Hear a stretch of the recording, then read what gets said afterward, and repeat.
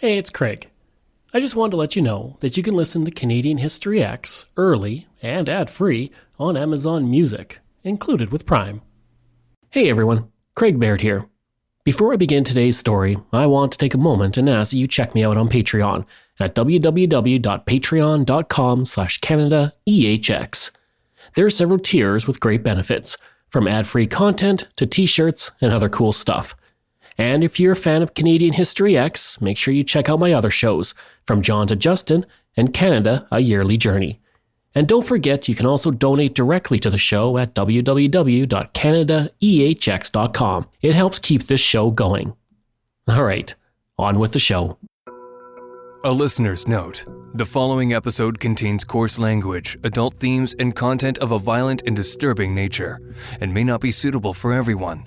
Listener discretion is advised. For the last 20 years, he'd been someone else's property, ripped from his home as a teenager. He was taken and then enslaved in North America. With no say in what happened to him, he was put to work in the house as a servant. And that seemed like a lifetime ago. Now, he stood a free man alongside others like him in a forest, ready to fight for the British against the Americans. They instilled fear in their enemies as they stealthily passed through the trees in silence, only to pounce on their adversaries. They were not just fighting for their lives, they were fighting to keep their freedom. It wouldn't be his last fight. Decades later, another war erupted, and the British and Americans once again fought, and he once again fought, even in his advanced age. He was a black loyalist, and in between waging war, he helped create a community where he could prosper and live free. I'm Craig Baird. This is Canadian History X, and today I'm sharing the life of Richard Pierpoint, a black Canadian who brought terror to Americans on the battlefield while fighting for his freedom in the face of prejudice and discrimination.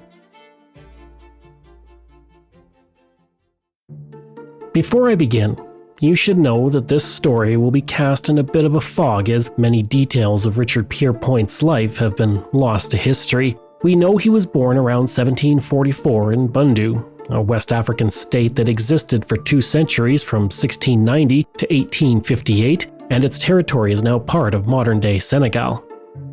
We don't know his name at birth, the name of his parents, or whether he had siblings. They're all lost to the mists of time because of one terrible thing: slavery.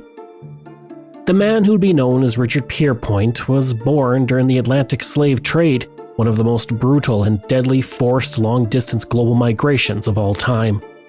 From approximately 1526 to 1867, about 12.5 million captured men, women, and children were put on ships in Africa, and only 10.7 million arrived in the Americas. In the 16th year of his life, he was taken from his home, chained, and forced to walk away from his home to an unknown future. The number of people carried off from Africa reached 30,000 per year in the 1690s and 85,000 per year a century later, and now he was one of those souls that had become nothing more than property for those who had captured him. It was a difficult journey, with little rest, food, or water. His freedom, a thing of the past, and life as he had known it was over. Once he reached the shore, he was loaded onto a ship, possibly the first he had ever seen, and crammed into the hold with hundreds of others. It is likely he had heard stories of enslavers during his life, and he knew he would never return to his home. Despair would have already set in as he heard the cries of others within the ship's dark interior. While crossing the Atlantic, called the Middle Passage in the history of slavery, this young man watched those around him suffer. It was dangerous and horrific. The sexes were separated. Men, women, and children were kept naked, packed close together, and the men were chained for extended periods. The sun became a distant memory as they traveled in cramped and disgusting conditions for 80 days. Many who got on that ship never reached North America. Their bodies were simply thrown overboard when they died. About 12% of those who embarked did not survive the voyage, but this young man did, and reached the shores of North America where everything around him was foreign, and he did not know where he was. But he had no time to come to terms with his surroundings. Before he knew it, he was dragged onto a stage in front of a crowd of white people. They yelled in a language he didn't understand. In the chaos, he was ripped off stage and handed over to a man wearing a red uniform, a British officer named Pierpoint. His birth name had been stripped away, and this young man was given a new one, Richard Pierpoint. As an enslaved person, Richard was expected to serve in the house of the slaveholder, and Richard was selected for domestic labor. Typically, the enslaved workforce was divided into two broad categories: house servants and field hands. Compared to the enslaved people living and working outside and in the fields, Richard had a better life. Regardless of where he worked, he would have experienced what was known as seasoning when he first arrived at the Pierpoint home. Seasoning was meant to turn enslaved people into obedient and subservient workers, often through violent means, with the goal of removing any memories and ensuring those enslaved felt inferior to their keepers. Better or not, Richard was still working against his will, and life was hard and difficult, but he endured. For the next 22 years, little is known about him. It's not known if he had married or had children during this time. If he had, his family would not be his. They would be property of his enslavers and could be sold or traded at will. And we may have never known about Richard Pierpoint had it not been for a little thing called the American Revolutionary War.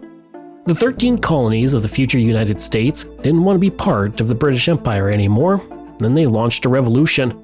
From April 19, 1775 to September 3, 1783, American Patriot forces organized as the Continental Army under the command of George Washington to combat the British Army and its loyalists. When war began, the population of the 13 colonies included an estimated 500,000 enslaved people. But in November 1775, Lord Dunmore, the royal governor of Virginia, issued a proclamation that promised freedom to any Patriot-owned enslaved individuals willing to bear arms on the side of the Loyalists. Roughly 500 to 1,000 black Loyalists fought for the British, nearly all of them formerly enslaved, and Richard Pierpoint was one of them.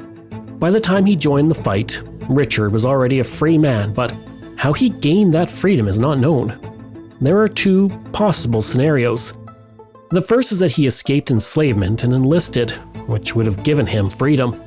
The second is that he joined the Loyalist cause with his enslaver, who was a British officer, and during his service in the army was granted freedom. However it happened, Richard first appears in the historical record as a member of Butler's Rangers.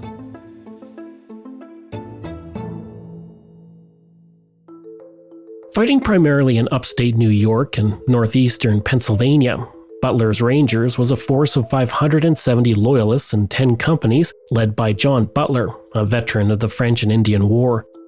They took part in numerous raids in the northern frontier of the war, and Richard was about one of a dozen black Loyalists who fought with them.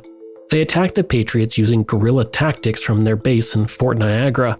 The Rangers wore green jackets and buff leggings to blend into the trees, only emerging to attack and catch the Americans off guard. They also disrupted their supply chains to halt any American advances towards Canada. Richard Pierpoint and the Rangers gained a reputation for being ruthless on the battlefield. In July 1778, fighting alongside the Cayugas and Senecas, the Rangers attacked a force of 350 American patriots at 40 Fort in Pennsylvania. They killed 300 soldiers and burned down hundreds of homes. And this was a pattern they repeated throughout the war. The Americans accused them of atrocities. The British praised them for their bravery. After the war, like the rest of the Loyalists and Butler's Rangers, Pierpoint was given 200 acres near present-day St. Catharines, Ontario. As a private, he was only entitled to 100 acres, but for some reason he was given double that amount. One possible reason was that John Butler saw him as a non-commissioned officer, or wanted to reward him for his bravery in battle.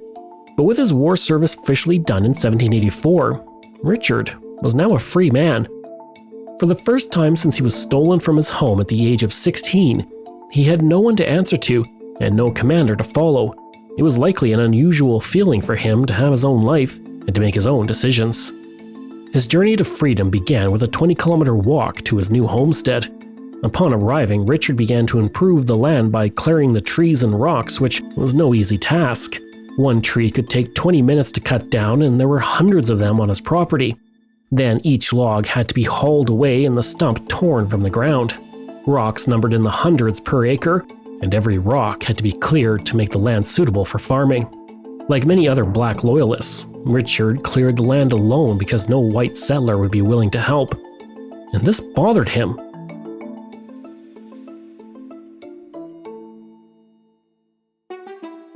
He knew the power of community and how working together could help everyone prosper. Richard wanted black loyalists to work together to build up their land and to limit the feeling of isolation they all felt while surrounded by white settlers.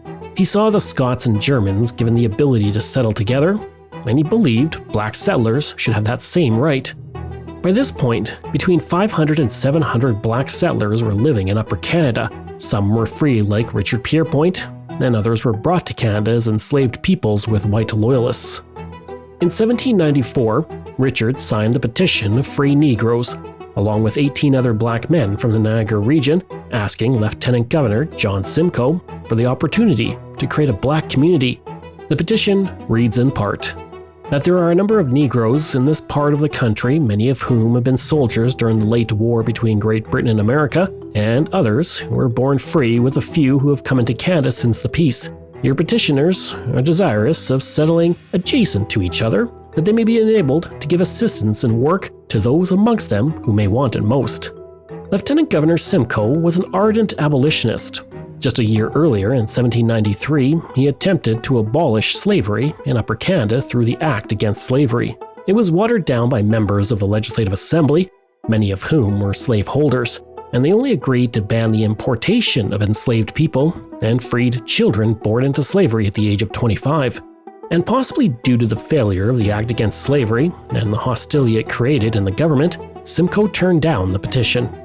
He denied black loyalists the ability to settle together. Richard Pierpoint had no choice but to continue to work his land alone. He finally cleared it in 1804, but sold it 2 years later, and for the next 5 years he labored for local landowners. And he may have continued as such, except once again, war beckoned him. Richard Pierpoint was heading to the battlefield.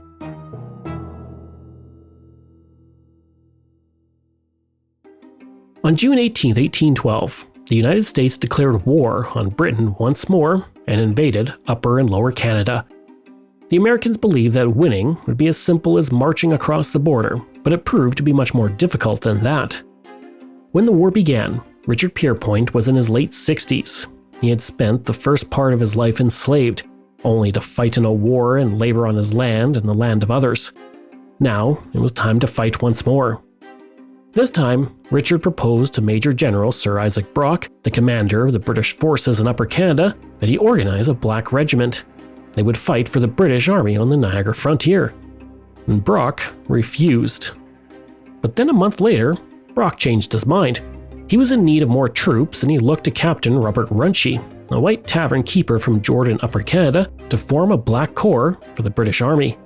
Runcie was already serving with the 2nd Flank Company of the 1st Lincoln Regiment of Militia, and that regiment was happy to see him go because he wasn't well liked by his men or his fellow officers. Lieutenant Colonel Ralph Clench said he was a black sheep of the regiment, and they were glad to be rid of him. Runcie left to form his new company and was joined by his son, Lieutenant George Runcie, who became his second in command.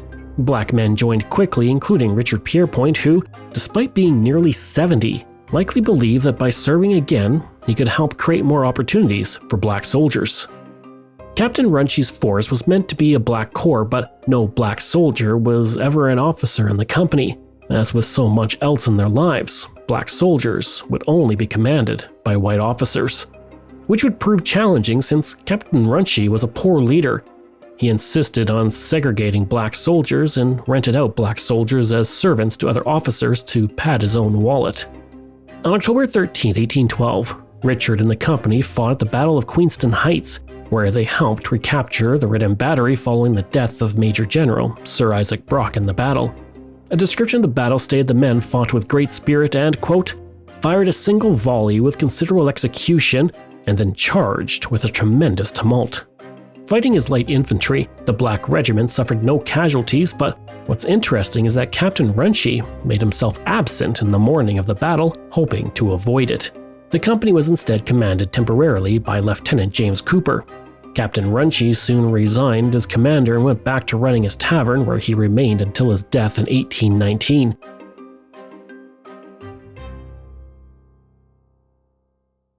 Following the battle, the Black Regiment was stationed at Fort George in Niagara-on-the-Lake. The fort was built in the 1790s and was beginning to show its age, so the regiment worked to improve the fortifications while also training its soldiers. This proved to be a very good idea because on May 25, 1813, Fort George was attacked by an American force of 4,000 men, 12 gunboats, and a brig of war. The fort only had 1,000 regular infantry and 300 militia, some of whom were part of the Black Regiment.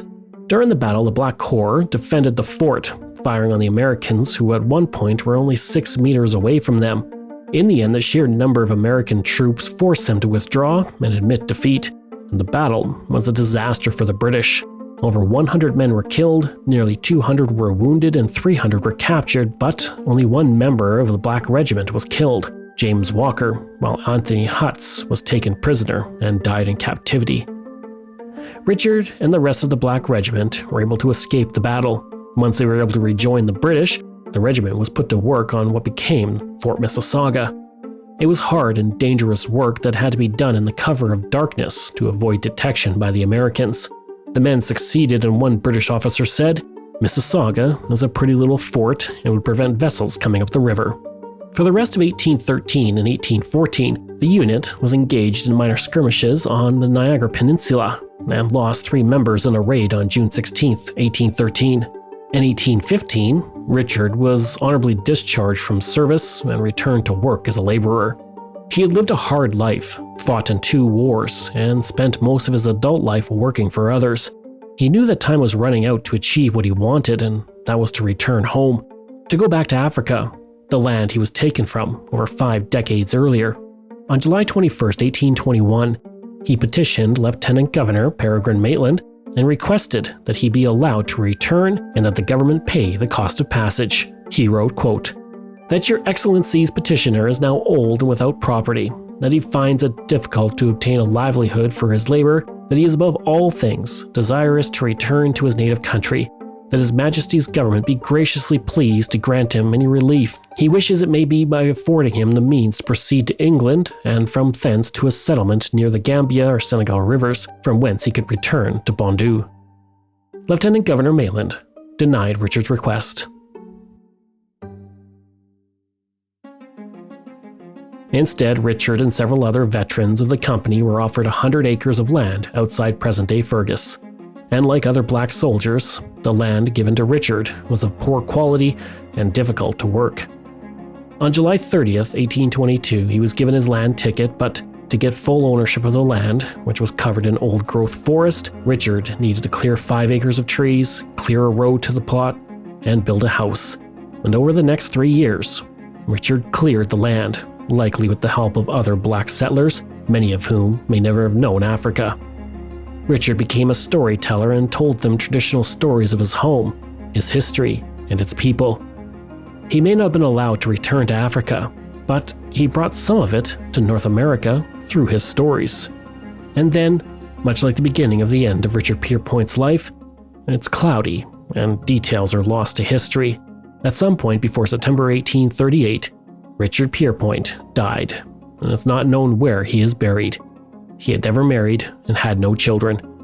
In his will, written in 1828, he left his property to his friend Lemuel Brown, who lived in the area, and Lemuel sold it to a neighboring farmer. And so ended the extraordinary life of Richard Pierpoint. In 2012, the story of Richard was turned into a Heritage Minute.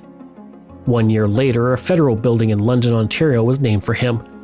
In 2020, Richard Pierpoint was made a National Historic Person by the Government of Canada. But you might be wondering, what happened to the rest of the Black Regiment that Richard was a part of during the War of 1812?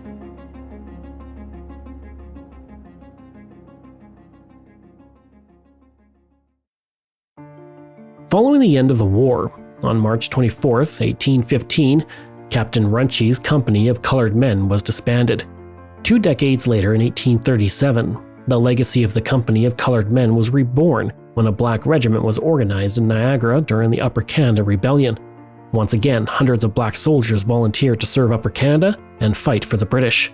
They formed black companies in Chatham, Toronto, Hamilton, Windsor, and across the Niagara border. On December 8, 1837, a force of 1,000 volunteers attacked rebels at the Battle of Montgomery's Tavern. Fought at the present-day intersection of Yonge and Eglinton in Toronto, the British and Canadian force included 120 black soldiers under the command of Colonel Samuel Jarvis. It's possible that a few kilometers away, an old man who had been taken from his home as a teenager, fought in 2 wars for the British, was sitting in his property, hearing about a new group of black soldiers who were fighting to defend their country. And that is the legacy of Richard Pierpoint, and it's quite possible that a smile spread across his face when he reflected on the strength and tenacity of his fellow soldiers. We can also only assume that it would have been bittersweet because, as a new battle raged on, he knew black men would sacrifice themselves for a land not quite their own.